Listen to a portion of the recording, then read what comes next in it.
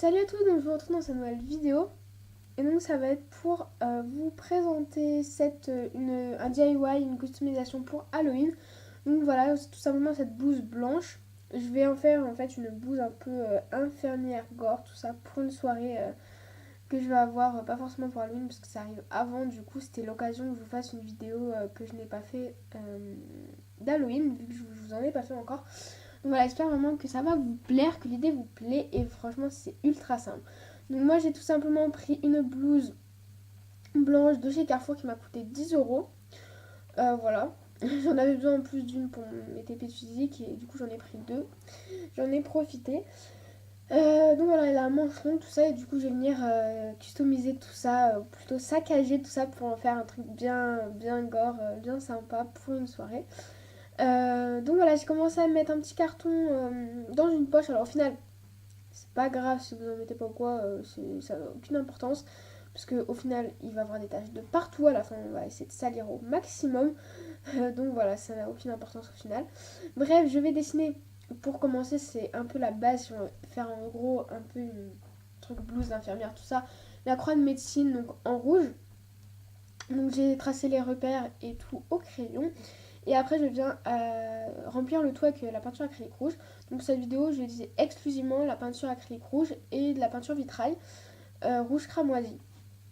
Voilà, donc la peinture vitrail me permet de faire un truc un peu plus foncé, un peu plus coagulé. Et la peinture rouge, un peu plus sans frais, tout ça. Voilà.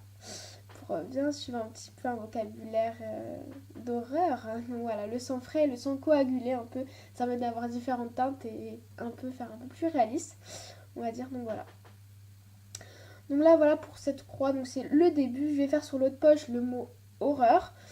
Donc j'ai fait une police assez sympa. J'ai essayé de faire une police un peu assez sympa quoi, qui peut rappeler l'horreur, tout ça. Donc pareil que j'ai rempli en rouge. C'était assez long parce qu'en fait c'est compliqué. Je vous conseille vraiment si vous allez prendre de la peinture à tissu. Je pense que ce sera beaucoup plus pratique parce que la peinture acrylique c'est pas pratique. Ça part directement. Enfin je veux dire, vous en mettez sur le pinceau et puis il faut en remettre à chaque fois quoi. Parce que le tissu aspire en fait, je pense, la peinture. Du coup, c'est un peu compliqué, c'est un peu long. Mais bon, le résultat, il est là et je suis quand même contente. Donc voilà à peu près le début, ce que ça fait. Donc là, on voit pas très bien, mais je suis en train de découper un peu en n'importe comment et déchirer, voilà, comme vous voyez, la manche. Donc j'en ai fait qu'une comme ça. Et après, je viens mettre sur tous les petits fils en fait. Tous les petits fils, j'ai essayé de déchirer de partout, d'enlever des fils, tout ça. Et du coup, maintenant, avec la peinture vitrail, mélange peinture vitrail, une fois peinture vitrail, une fois acrylique par-ci par-là, je viens ajouter comme du sang aux extrémités. Voilà, ça fait plus sale, ça fait mieux, ça fait Halloween quoi. Voilà, je vais me répéter dans cette vidéo, mais c'est tout le temps la même chose en fait qu'on fait. Donc maintenant que j'ai fait ça, en fait, tous les petits boutons, pareil, je vais ajouter un petit peu de peinture vitrail dessus. En fait, c'est l'accumulation de détails en fait qui fait qu'au final, on a un rendu qui peut vraiment être sympa et assez réaliste. Donc là, je vais faire un peu comme j'ai fait sur les manches pour le bas de la blouse. Donc vraiment, là, j'ai tout saccagé. Hein. J'ai pas fait attention, j'ai déchiré de partout. Là, vous voyez, avec mes mains, je craque de partout. Je fais plein de fils. Après, je prends ma lame pour encore plus accentuer. Et en fait, je gratte et ça fait ressortir des fils. Pardon.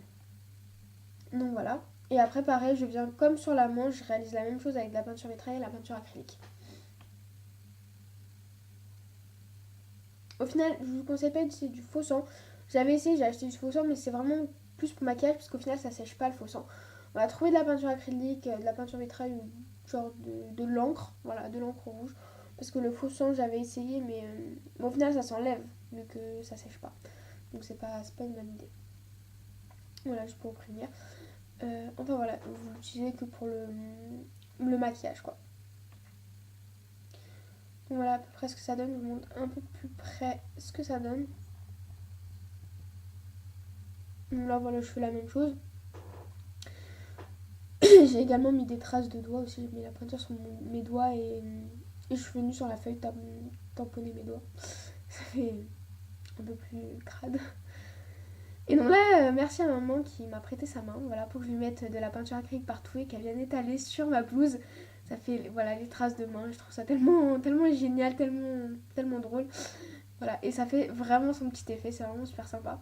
Donc on a fait ça sur l'avant et là c'est l'arrière un peu plus accentué. Et vraiment, je trouve ça rend vraiment pas mal. Donc une fois qu'on a fait ça, j'ai pris en fait mon pinceau et de la peinture vitrail et j'ai chargé mon pinceau pour venir faire des gouttes. Et après en fait on jette le pinceau, on fait des... Et ça va permettre de faire, je sais pas comment expliquer, mais vraiment un truc naturel du sang par exemple quand ça gicle, ça fait faire des petits fils avec des petites gouttes au bout. C'est voilà, ça fait plus réaliste, je sais pas comment expliquer mais voilà, des giclures de sang partout et ça qui va donner un petit côté réaliste. Des cercles et tout.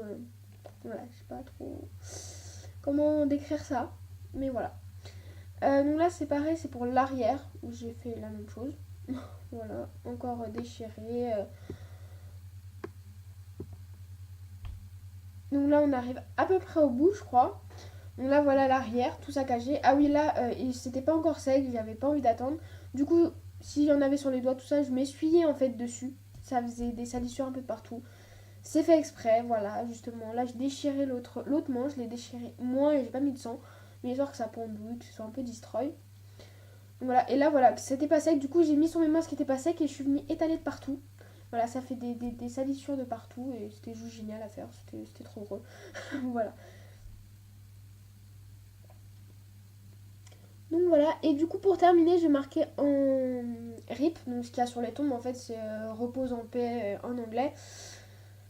Donc voilà. Au marqueur et après ma maman aussi m'a aidé parce que je devais me préparer, j'étais en retard. Voilà, a rempli toutes les lettres en fait au marqueur. Donc, voilà.